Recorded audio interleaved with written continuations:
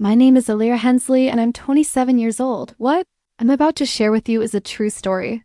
A twisted, dark chapter of my life that no one believed at first. But everyone remembers now it began with a quiet death, a fake smile, and a family.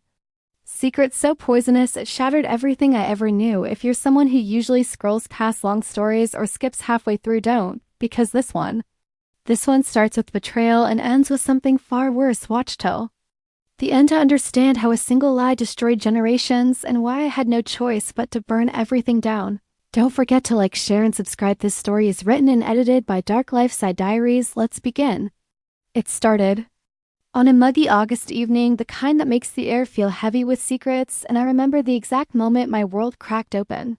I was sitting on my grandmother's front porch in Willowdale, a small town in Kentucky where everyone knew everyone, and everyone whispered behind each other's backs, sipping lemonade that tasted oddly bitter when Uncle Byron's truck pulled up the gravel driveway. The same driveway where my father was found dead 10 years ago under circumstances that the sheriff had quickly chalked up to suicide by drowning in our backyard pond. Even though my dad had a deep fear of water and hadn't gone near the pond since my brother drowned there 5 years earlier, and as Uncle Byron stepped out of his truck, with his crooked grin and sharp eyes that never missed a detail, I felt the same cold ripple down my spine that I'd felt as a child when he used to stare too long at my mother, who passed away mysteriously from a heart attack at 36.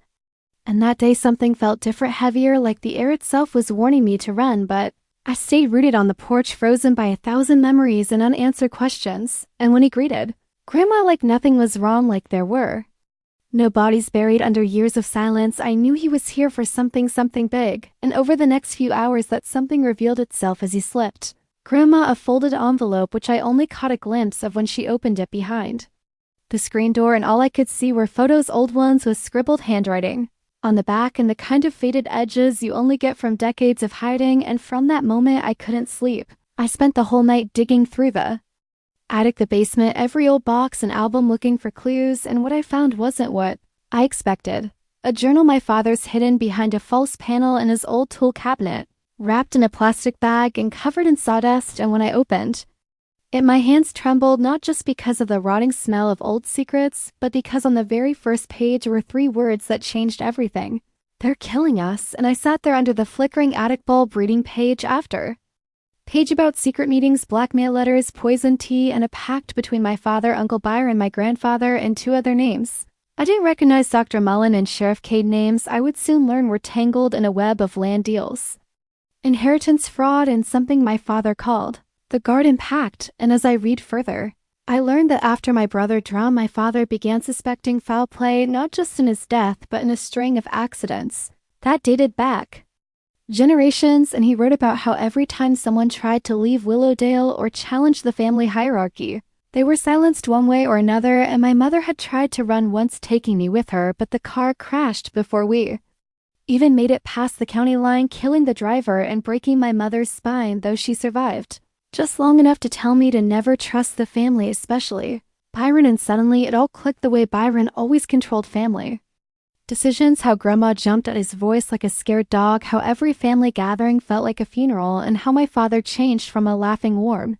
man into a hollow-eyed recluse in the months before his death. And with the journal in hand, I knew I couldn't let it go. I needed proof, real proof, not just scribbles on a dusty page. So I started watching Byron, tailing him in my rental car, recording his late-night visits to Mullen's closed clinic, and the shadowy figure he met behind the town's abandoned mill, who turned out to be Sheriff Cade's son, Dean, now a state trooper who had conveniently lost all files related to my father's case. And every layer I peeled back revealed a hidden will that bypassed Byron, naming my father the sole heir to a 140-acre property that sat above what used to be an illegal dump site filled with barrels of toxic waste from a pharmaceutical company. Dr. Mullen once worked for a site that had been bought for pennies and would have made billions once cleared, and my father had found out he was going to blow the whistle, so they drowned him in the same pond where they tested the chemicals on fish years ago, calling it poetic justice. And when I found that out, I snapped. I wasn't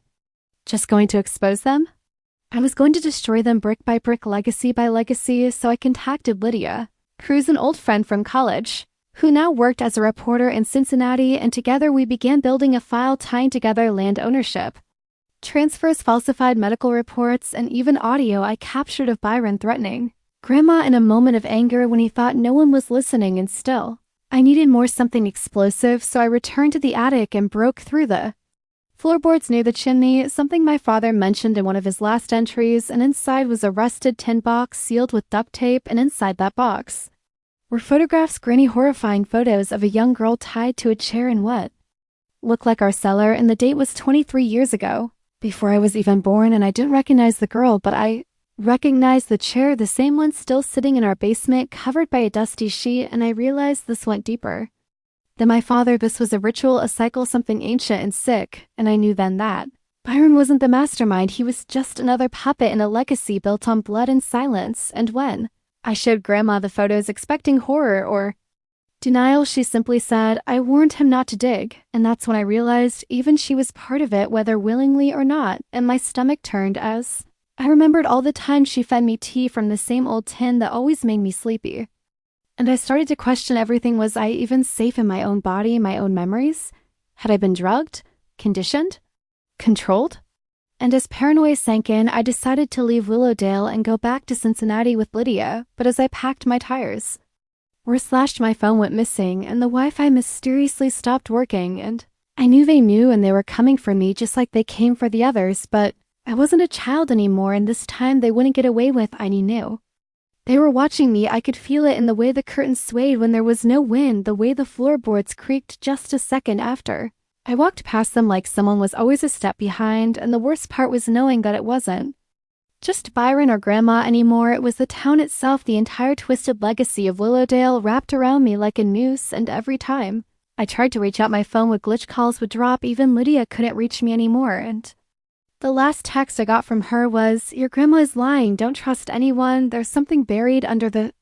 And then it cut off like someone had ripped the words straight from the air, and I stared at that half message for what felt like hours before I heard the knock on the door, slow and deliberate, not urgent but patient, the kind of knock that doesn't ask, it announces. And when I opened it, Sheriff Cade was standing there, even older now, pale and shriveled like a walking corpse, but with eyes still sharp as glass, and he said he was doing a courtesy check because someone reported a suspicious light from the attic, and when I asked who reported it, he just smirked and said, "Concerned neighbors," even though we had none close enough to see anything, and I felt the weight of the journal in my hoodie pocket as I lied through my teeth, pretending to be calm, pretending not to notice the fresh mud on his boots, the faint smell of smoke coming off his jacket, like he'd been standing near a fire or maybe burning something. And after he left, I bolted the doors, pushed furniture in front of every window, and began searching the house for anything else my father might have hidden, because the photos weren't enough. I needed names, proof, something undeniable, and that's when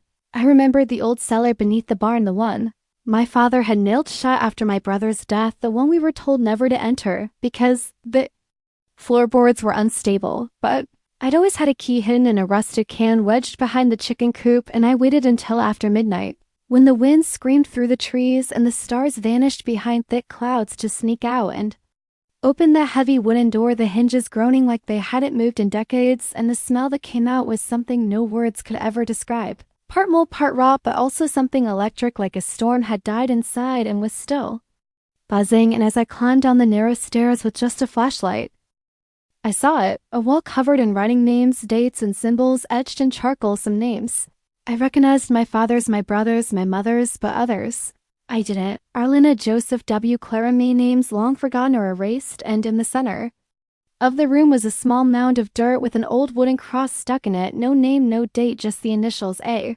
burned into the wood. And I dropped the flashlight when I realized those were my initials, and in the dim glow I picked it back up with shaking hands and began digging with an old rusted spade until my fingers bled, and 6 inches down I hit something soft and wet wrapped in a sheet, and as I pulled it free, my lungs collapsed into silence. It was a doll, my doll, the one I lost when I was 5, the one I swore I saw Byron bury in the woods, but no one believed me, and wrapped in its arms was a locket. Inside was a photo of a girl who looked just like me, except it wasn't me, it was someone else, someone with my face. And behind the photo were the words, "She wasn't yours to keep." And that's when the sound came, loud and metallic, someone slamming the cellar door shut above me, and I dropped everything and ran up the stairs, slamming into the locked trapdoor. screaming and pounding until it suddenly opened, and Grandma stood there looking down at me like I was a stranger, and she said, "I told him this would happen." It's starting again, and I pushed past her heart-racing skin crawling and locked myself in the bathroom, staring at my face in the mirror, wondering who that girl in the photo really was, and the answer came not from the mirror, but from the journal, specifically a page I'd skipped because it was torn taped back together, but barely readable, and it said, "They switched her, the real one. Gone, they replaced her with," and the rest was smudged with what looked like blood and my breath. Caught as a memory hit me like a bullet. I was 4, maybe 5, in a hospital room, Byron arguing with a nurse, Grandma crying, and someone saying, "It's better this way, she never remember." And suddenly I wasn't sure who I was anymore, whether Alira Hensley was even my real name or just a placeholder for a child they'd stolen, and I needed answers, real ones, so I went to the one place they'd never expect, the town library, not the new one, but the old records office hidden behind it, where dusty files went to die. And I broke in through a basement window and found the microfilm records from the 1990s, and there it was.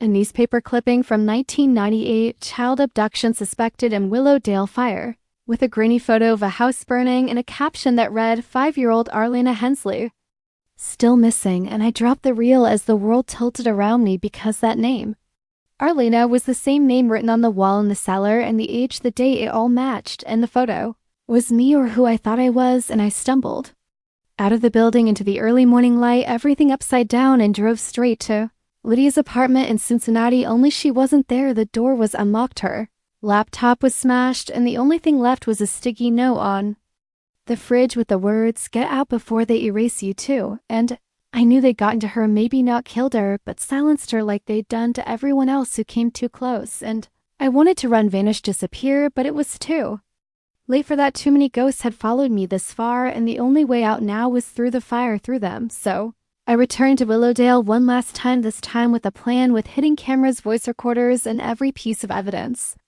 I had duplicated and uploaded to a private server that would release it publicly if I didn't log in every 24 hours. And I confronted Grandma first, not gently, but with the fury of every lie I'd ever swallowed. And at first she played dumb, fragile old lady with trembling hands, but when I showed her the photo from the locket, her face collapsed, and she said, "You were never supposed to find out, not like this." And she told me the truth, or at least her version, that Byron and Dr. Mullen had taken me from a family that was dangerous, that they were trying to save me from becoming like them. And when I demanded to know who then was, she just whispered, "The ones beneath the garden." And I didn't understand until she handed me a box locked and dusty with the same initials, EH, and inside were papers, DNA tests, adoption papers with forged signatures, and a VHS tape labeled "Trial Footage minus 1,999. And I took it to Lydia's backup editor, someone she trusted, who helped me convert it. And what I saw on that screen made my blood freeze. There was Byron Younger, confident, testifying in some kind of private court, saying things like, "We couldn't let the child stay there, not after what they did to the last one," and mentioning experiments, rituals, and a group called the Custodians. And every word was darker than the last, filled with implications of human testing, secret burials, and some ancient oath tied to the land Willowdale sat on. And suddenly it wasn't just a story of family revenge anymore, it was a war over truth, identity, and legacy. And as I left the studio that night, I saw a shadow leaning against my car, Byron smiling calm, and he said, "You found it all, didn't you? You did good, kid. Too good." And before I could move, something slammed into the back of my skull, and everything went black. When I woke up, my head was pounding like someone had shoved a hammer through my skull, and everything around me smelled like damp earth and rust. And it took me a full minute to realize I wasn't in a hospital or someone's house. I was underground, somewhere cold, somewhere forgotten. The walls around me made of stone and moss, dripping with moisture, and the only light came from a single bulb swinging from the ceiling above, casting long, slow-moving shadows that made everything feel like a nightmare. And my arms were bound with zip ties, my ankles chained to a steel ring in the floor, and I panicked, jerking and pulling until the skin around my wrists burned raw, screaming into the dark until a figure stepped forward from the shadows. It was Byron, wearing that same damn smug look he always had when he thought he was in control, and he crouched in front of me, lighting a cigarette with shaking hands, and said, "You should have just let it die, Alira, or Alena, or whatever the hell your name really is." And then he tossed the journal in front of me, the pages soaked and torn, and he told me The truth, not the watered down like Grandma fed me, but the truth they'd buried under decades of secrecy and blood, that Willowdale was never just a town. It was a farm, a breeding ground for something older than government or land deeds, something passed through generations like a cursed torch, and that our family, his, mine, even Lydia's, were never victims. We were vessels chosen, born with the right blood to carry the work forward, and that my father had tried to end, it had tried to expose the whole system after finding out that he wasn't just part of a secret society. He was the heir to it, the last living male in a bloodline tasked with preserving the Garden Pact. And when he refused, they took everything from him, his wife, his son, his sanity, until he drowned with his secrets at the bottom of the very pond their ancestors used for sacrifices over 100 years ago, and to pills he drowned with his secrets at the bottom of the very pond their ancestors used for sacrifices over 100 years ago. He drowned with his secrets at the bottom of the very pond their ancestors used for sacrifice their ancestors used for sacrifices over 100 I spat in Byron's face, telling him he was insane, a liar, a murderer, but he just laughed and said, "You're not tied up because we're scared of you. You're tied up because you're going to finish what your father started or be buried where he ended." And then he left me there in the cold with the echoes of dripping water and screaming silence, and I didn't know how much time passed, hours, days, maybe, until someone else came, someone I never expected. Dean Cade, the sheriff's son, dressed in state trooper gear but looking like he hadn't slept in weeks, and he knelt beside me, cut the zip ties with a pocket knife, and said, "I'm not with them anymore." And when I asked why he'd helped them in the first place, he said it was because they had his sister, the one the town claimed died of leukemia when she was 16, but she didn't die. She vanished, taken by the custodians to be raised in silence like me, like dozens of others who were adopted into legacy families to keep the bloodline contained, and I couldn't even cry. The betrayal was too deep, the rot too old, and I followed him out through a tunnel that smelled like coal and iron, crawling through the mud and into the roots of the forest, until we emerged near the old mill, and there Lydia was alive, barely, face bruised, holding a camera, and when she saw me, she collapsed into my arms and whispered, "They buried the bodies under the nursery." And I didn't understand at first, but then it hit me. The Garden Pact wasn't about land or property, it was about children, about replacing them, reshaping them, erasing the ones who didn't obey and raising the ones who did as perfect little inheritors of silence. And the nursery, the old family one where I used to play with my brother before he drowned, was the center of it, all the soil that fed the lies. And we drove there that night with every camera we had, every recorder, every ounce of rage and justice we could carry, and we dug, ignoring the thunder, ignoring the gunshots we thought we heard in the distance, and at 2 feet deep, we hit the first bag, child-sized, sealed in plastic bones, still wearing clothes from decades ago, and Lydia vomited but kept filming, and by the time we'd uncovered the fourth one, the rain had turned the yard into a swamp, and the sirens were already wailing in the distance.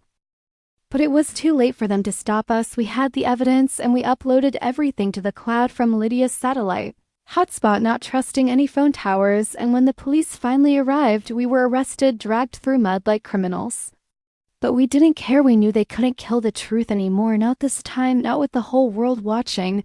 And while they booked us for trespassing and disturbing a crime scene, the footage went viral within hours, shared by whistleblower network's underground journalists, even local news channels hungry for scandal, and the town exploded. Protests, news vans, federal agents showing up with search warrants, and slowly the truth began to bleed out, one sealed record at a time, until Sheriff Cade was found dead in his home, an apparent suicide with no note, and Dr. Mullen fled the state before the FBI could question him, while Byron, he vanished completely like a ghost who never existed, leaving behind nothing but a blood-stained family Bible and a letter with 5 words written in scratchy ink: "She'll come home eventually." And for months I couldn't sleep, haunted by dreams of gardens full of teeth, of children whispering my name from the roots of trees, and I started seeing things, people watching from windows, figures moving through mirrors, and for a while I thought maybe they'd gotten inside my head like they had with the others, but then I realized the truth was simpler, crueler. They weren't done, not even close, because what we'd uncovered wasn't just a family's secret, it was a system, a network, a culture of legacy and silence that stretched far beyond Willowdale. And I had just lit the first match in a dry forest full of lies, and the fire was spreading, and as I stayed in hiding under a different name, watching the chaos unfold from a motel in West Virginia, I started getting messages, emails, handwritten letters slipped under my door, phone calls from blocked numbers, all from others like me, people who'd escaped, who remembered flashes of locked rooms and cold hands, people who wanted justice, revenge, peace, anything, and I started writing it all down, documenting every name, every town, every whispered rumor, and Lydia helped. Building an archive we called The Second Garden, a digital vault that would survive even if we didn't, and that's when we got the photo, a recent one from a gas station in Georgia, showing Byron alive, older now, wearing a priest's collar, and standing beside a church van with a logo that said, Children of Eden, and we knew instantly that he wasn't running. He was rebuilding, starting again, somewhere else, planting new seeds, and I felt something in me break, something hard and black and old, and I made a decision that night. I wasn't going to just expose them anymore. I was going to hunt them, every last one, because I had nothing left to lose. And as I stared at my reflection in the motel mirror, hair matted, eyes sunken, face cracked by grief and rage, I no longer saw Lyra or Arlena.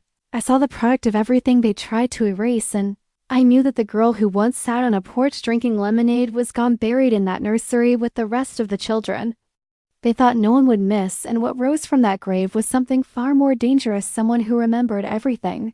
Took me 3 months to track him down, 3 long sleepless months spent tracing credit card records, gas station security footage, hacked car rental receipts, and whispered conversations in online forums filled with conspiracy junkies and whistleblowers who knew too much and lived in fear. And during that time, I changed, no longer the girl who trembled at her family secrets. I became someone else, someone colder, calculated, unafraid to follow a scent of rot into the darkest corners of the country. And finally, I found him in a dusty little town in southern Georgia called Hartley, a place with one traffic light, 2 churches, and a population small enough to hide monsters. And I knew immediately he was there because the same familiar sickness hung in the air, fake smiles, 2 quiet children, a town that looked alive but felt hollow in there. It was again Children of Eden, a small white church at the edge of the woods, backed by an overgrown garden full of strange statues and empty swings, and every Sunday morning the townspeople filed in like cattle, faces blank, holding hands with children who never spoke. And I stayed in a cheap motel 5 miles out, watching from afar, disguising myself as a charity worker, taking notes on rural religious education. And the deeper I dug, the worse it got. Byron wasn't just rebuilding the legacy, he was refining it, turning the old rituals into polished programs, camps, workshops, obedience training for sensitive children. And there was no Sheriff Kate this time, no grandma to blame, no family infighting. There was just him and the dozens of people he'd infected with his poison. And I knew I couldn't take him down the same way I did in Willowdale, because this time he had control of the entire town. So I did something unthinkable. I went inside dressed like a missionary with a fake name and a kind smile, and for 2 weeks I sat in pews and smiled back at him, and he didn't recognize me. Not at first, maybe because I'd changed too much, or maybe because he never truly looked at me, only ever saw what he wanted to control. And I learned everything: when the kids were taken, how they were reconditioned, what the garden behind the church was used for, a ceremonial ground like the pond back home, and who the new players were: a woman named Sister Marla, who acted as Byron's handler, a man named Reverend Eli, who used to be a government social worker, and a private donor from Florida who funded everything through a network of fake wellness charities. And I uploaded it all: photos, recordings, confidential files pulled from unlocked USBs in the church's dusty office, back into the Second Garden vault, ready to go public if anything happened to me. And then one Sunday, I stood up during Byron's sermon right as he talked about planting new seeds for the next generation, and I walked straight to the front, stared him dead in the eyes, and whispered, "You remember me now?" And the way the color drained from his face told me everything I needed to know, and before anyone could react, I played the recording on my phone loud enough for the whole room to hear. Byron's voice admitting to child replacements, to cover-ups, to the murders, and chaos erupted. The crowd screaming, Byron yelling, "It's a lie," and trying to shut it off, but it was too late, because hidden behind the choir stage were 2 journalists from a national syndicate I had contacted anonymously the week prior, and by the end of the day, they had what they needed to open an investigation. And Byron tried to run again, but this time I followed, chased him into the woods behind the church, where the old statues were, down a path that led to the real garden, the one only the elders were supposed to enter. And he begged, actually begged, said he'd give me everything, the truth, the names, money, whatever I wanted. And I told him the only thing I ever wanted was for him to feel what I felt when I found my brother's lifeless body. What my father felt as his lungs filled with water. What the forgotten children beneath the nursery must have felt as they were silenced. And then I left him there in the dark alone with his ancestors, graves in his own guilt, and walked away as the news vans rolled into town and FBI agents shut the gates behind me. And though I wasn't the one who put the cuffs on him, I knew I had ended him. The same way he ended my family, not with violence, but with exposure, with truth. And as the case unraveled across the country, more people came forward. More towns revealed similar stories, and suddenly Willowdale wasn't a cursed place anymore. It was a warning, and I became its messenger, not because I wanted revenge, but because I owed it to every child who had no voice, every life rewritten by monsters wearing Sunday suits and friendly smiles. And I kept going, not out of hate, but out of duty, because the second garden kept growing, and now I wasn't alone anymore. There were others. Survivors, fighters, whistleblowers, people who understood. But the story didn't end in Georgia or Kentucky, because monsters don't die when you burn down their homes. They scatter, they hide, and they plant again. And that's why I never stopped, never settled, never rested, because as long as there are people like Byron walking free under new names and banners, the only thing standing between them and their next victim is someone like me, someone who remembers, someone who saw what lies beneath the garden, and for every truth they tried to bury, I will be the one to dig it up, no matter how long it takes, no matter how deep the roots go. Thanks for listening to my story. If you made it this far, you're one of the rare few who sees through the lies. Please don't forget to like, share, and subscribe to help keep stories like this alive. This story was written and edited by Dark Lifeside Diaries.